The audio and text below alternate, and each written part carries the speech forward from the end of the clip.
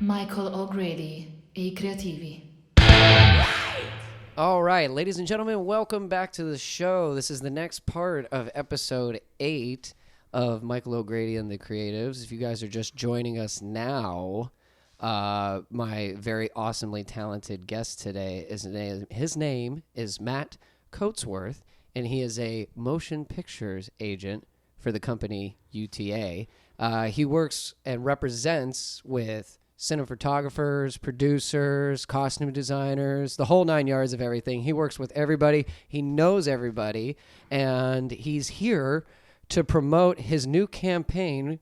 And he sticks firmly by this. And he believes this with all his heart that Brad Pitt should be mayor. Brad Pitt should be mayor. Mayor of New Orleans. New Orleans. Just New Orleans. So I used to live in New Orleans. Right.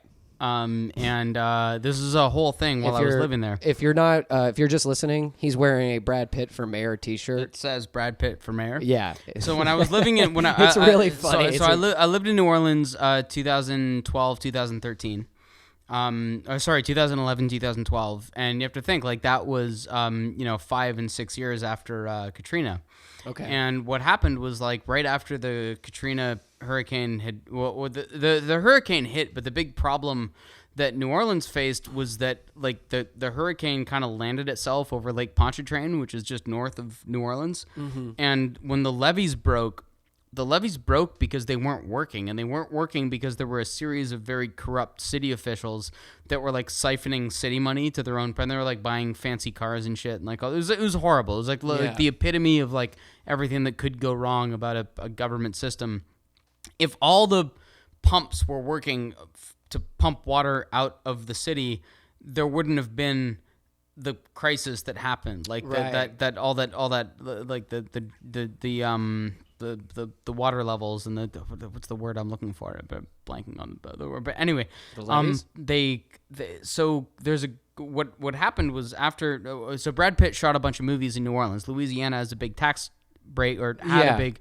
Now it's back. Actually, it's quite competitive. It's a whole other conversation. But for that period, there was like they call it an uncapped tax credit. So basically, if you want to shoot a movie, you pick a state that has a tax incentive, meaning like if you go and spend $10 million in the state of Louisiana, you get 30% back as what they call a transferable rebate. Right. So what that basically means is you take that. It's essentially it works like a credit. Like you can take that tax credit and like sell it to it gets kind of complicated quickly, but you can sell that tax credit to another company, or you can get the money back from the state government, and that goes against your production budget. So like if your budget is $10 million, you get 30% of that in terms of a tax rebate from the state of Louisiana, and they'll give you back essentially $3 million, but you don't get $3 million in cash back. You get it in terms of a transferable tax credit. Mm-hmm. So then you work with a broker that takes that tax credit and sells it to other companies that are also trying to get tax credits but that don't work in the film, and that's where it gets kind of complicated. Okay. Yeah, but the easiest way to explain it is basically like the government gives you a check for like 30% of the money that you've spent in their state. Right. And that's what attracts movies to come to Louisiana. That like Georgia's a good example. Like the state of Georgia has Walking Dead has a very Walking Dead, all the Marvel movies, like Pinewood has huge studios set up there, and like Winter Soldier was shooting there until COVID shut everything down, the series.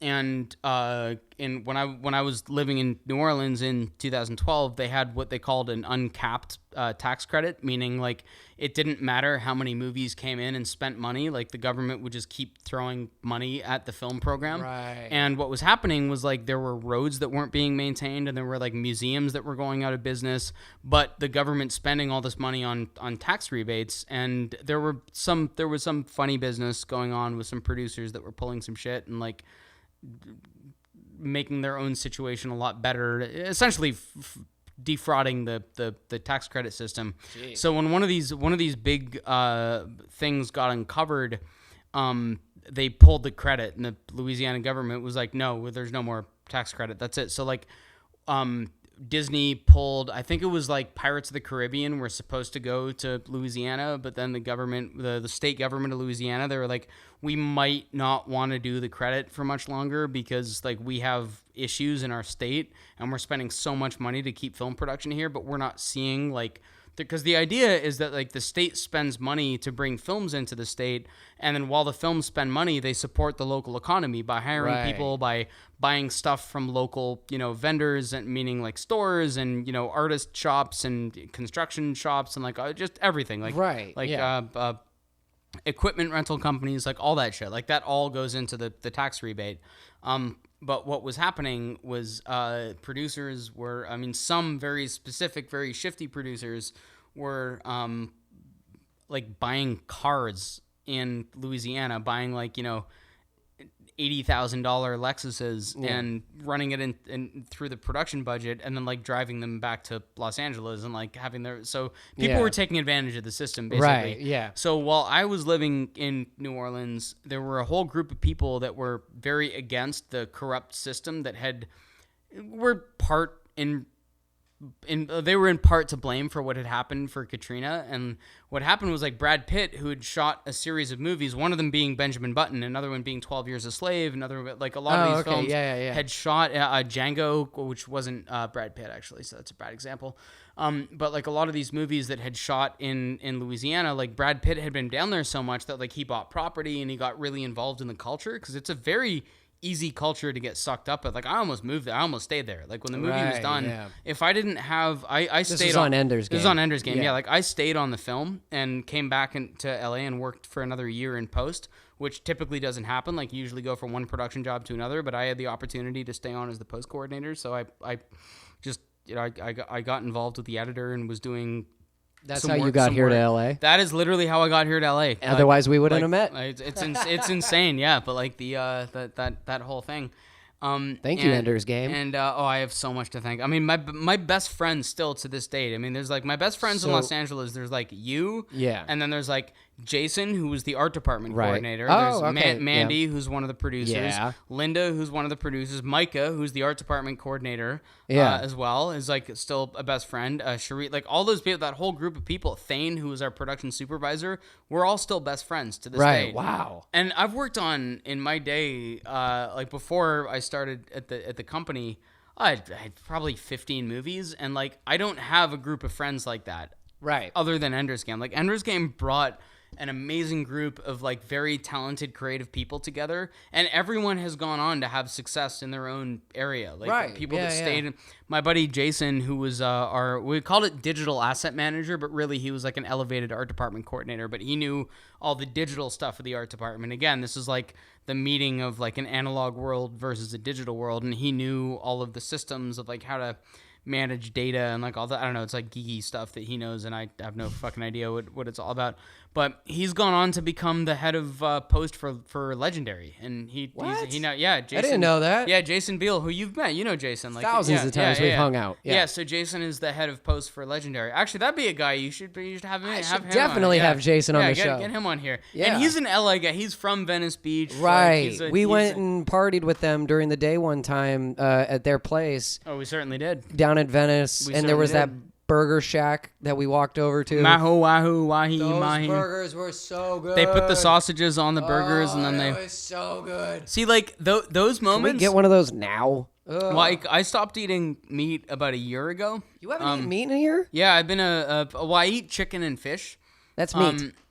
Well, I don't eat. Sorry, let me rephrase. Red meat? I don't eat red meat. I stopped eating red meat about a year ago, and when I was going through my the plasma thing, I craved a cheeseburger like you wouldn't really. You haven't had a cheeseburger in a year? No, I haven't, and it's literally been a year because it was last summer at my cabin. So, because of everything that Brad Pitt got involved with.